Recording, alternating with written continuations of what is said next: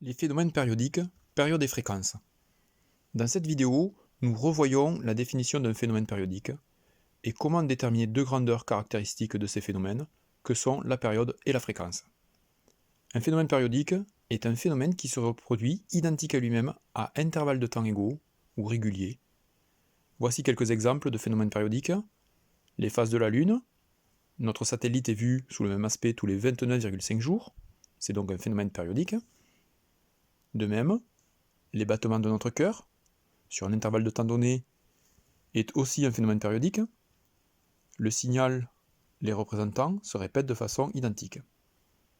Le son émis par un instrument de musique, ou encore le passage de certaines comètes, qui repassent de façon régulière au voisinage de la Terre, comme la comète de Halley qui revient tous les 76 ans.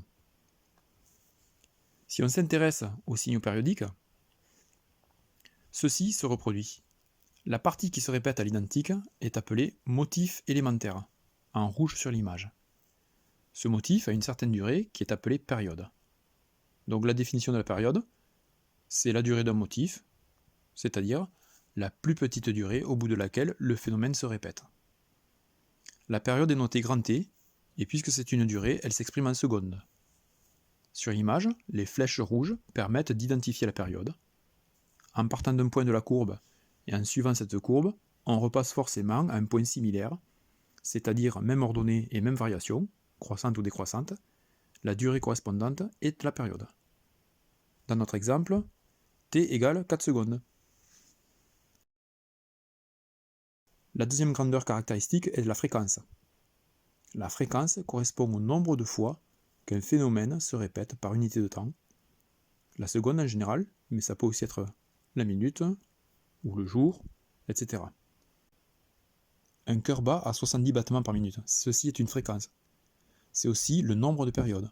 Si un cœur bat à 70 battements par minute, l'électrocardiogramme montrera 70 périodes, ou 70 motifs en 1 minute.